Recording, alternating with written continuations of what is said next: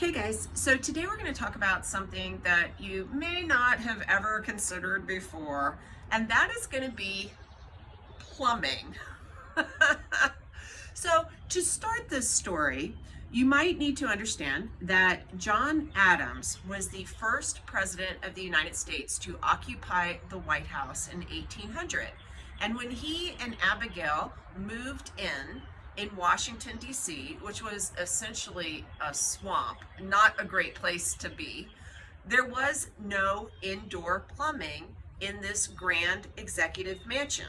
Servants used buckets to haul water up to the house. Piping was first proposed during Thomas Jefferson's tenure in office, but John Quincy Adams, who liked to garden, was the first guy who actually tapped into a well to irrigate the White House grounds. But it wasn't until the 1830s that piping was actually laid down, iron pipes going from a place called Franklin Square, where there was a spring, down to the White House so that you could have running water during the presidency of Andrew Jackson. Franklin Square was uphill from the White House, so gravity did its work bringing the water down to the building. Sounds clever, right? And it was. That was good engineering. The problem is there was something else that was uphill from Franklin Square. And what was this place? The night soil depository.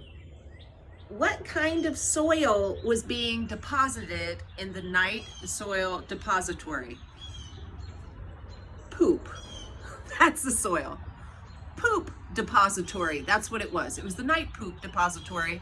Let's just lay it out there. This means there was literally fecal matter and loads of bacteria that ended up going from the night soil depository and down into Franklin Square, where the spring then was tapped into to go down through the pipes to the White House. And this may have had some consequences for some of the residents who lived in the executive mansion. For example, do you remember William Henry Harrison, that president who gave the really, really long speech out in the cold and then ended up getting pneumonia and dying at the very beginning of his presidency? Well, there was a study published in the Oxford Academic in 2014 that pointed out that Harrison had some really strange sort of symptoms for a guy who was dying of pneumonia. For one, he was super constipated, and his doctors treated him with all kinds of enemas and mustard plasters and weird sorts of things. They probably stuck a leech or two on him, medicine being so great in the 1800s. But how does pneumonia cause constipation and cramps? Is it possible the poor William Henry Harrison had his constitution diminished by being out in the cold and getting sick, and then he succumbed not to pneumonia, but actually the additional impact of, drinking poopy water? Now recall another president, James Knox Polk. He is the fellow who was always riding around on that rhetorical horse called Manifest Destiny. Super important to the annexation of Texas because he launched the Mexican-American War. And also he had a pretty raging mullet. James K. Polk was always kind of sickly. He always had some problems going on with his constitution. But Guy finishes his first term in office. He said he had fulfilled all of his promises to the people, so he didn't run again. He left office, and what do you know? Guy just falls over. Now, Polk wasn't in the White House when he expired, but could it be possible that he was still suffering the after effects of, drinking poopy water? He, at least we know, had a raging case of diarrhea, and he'd only just left the executive mansion. Next up in this little plumbing narrative is President Zachary Taylor, also known as Old Rough and Ready.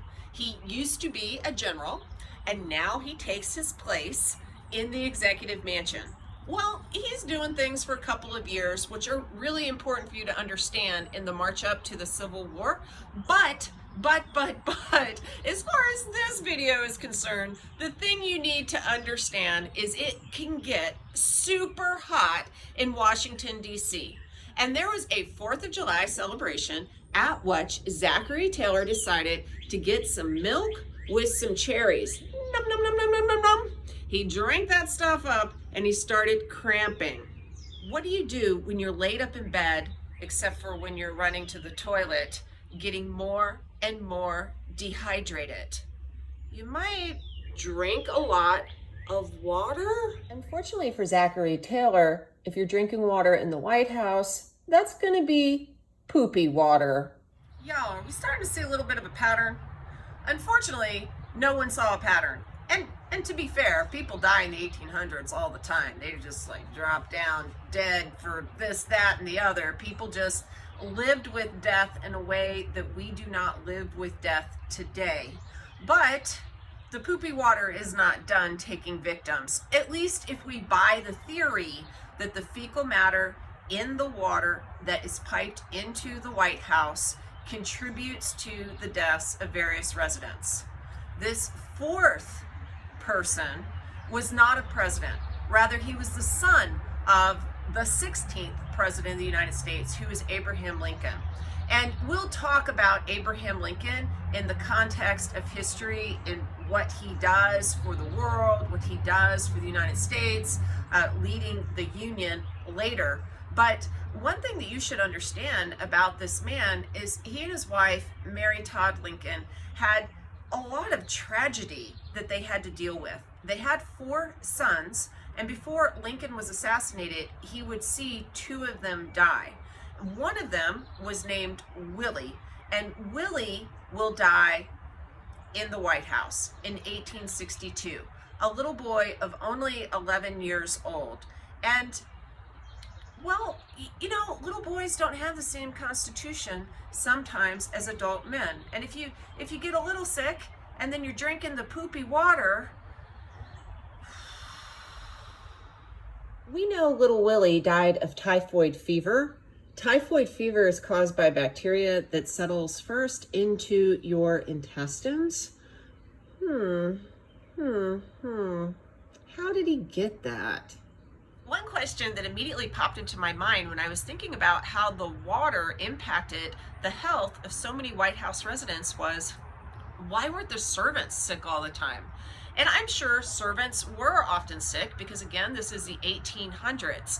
But there is another reason why they aren't exhibiting the exact same sort of symptoms. They didn't have the same source for their water. The Franklin Spring fed the indoor plumbing in the White House, and there was even a bathtub installed in the presidential quarters by 1853 that had fully running water. So little Willie Lincoln was, you know, swimming around like little kids do in a bathtub full of poopy water, whereas servants were not afforded that great luxury. They had to take their buckets and go down to the pumps and haul up to the house, their quarters, whatever water they were using. And that's not necessarily going to be sourced from the Franklin Spring that was contaminated by the night soil depository. Do we know for certain that it was the plumbing of the White House that definitively killed 3 presidents and a president's son? Well, no, we do not definitively know that. There were all kinds of factors that would have impacted all 4 of these people. Having said that, it is also pretty clear that the White House water was contaminated. In fact, a lot of the water in DC was super polluted. For example, the Potomac, where John Quincy Adams liked to skinny dip, crazy man, had people peeing in it and defecating in it and throwing dirty stuff in it all the time. And that is not good for people.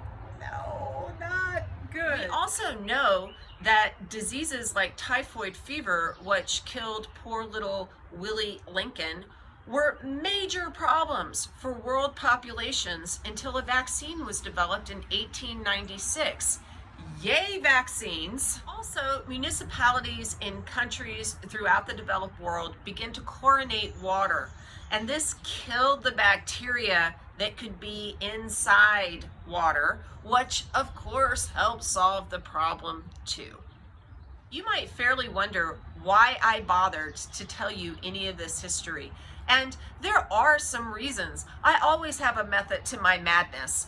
One is, well, I find it kind of interesting that engineers didn't think about where the night soil depository was in relation to the Franklin Square spring that then fed into the White House. Come on, civil engineers, what you doing? Second, it's amazing how something that people didn't really think about may have truly changed U.S. history. Just consider this. If William Henry Harrison had been in office for his 4 years instead of just 30 days, John Tyler probably never would have been president. John Tyler was a weak leader who was hated by both parties. What exactly would have been different? I don't know.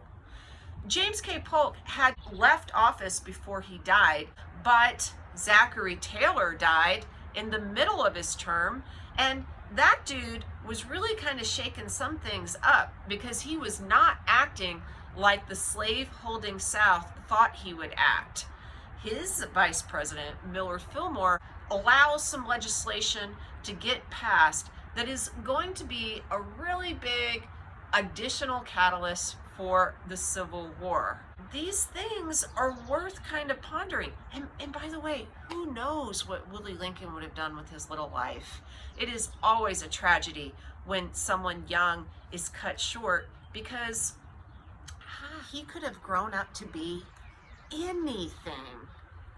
Also, if you didn't already know this, it's not good to drink poopy water. I'll see you next time.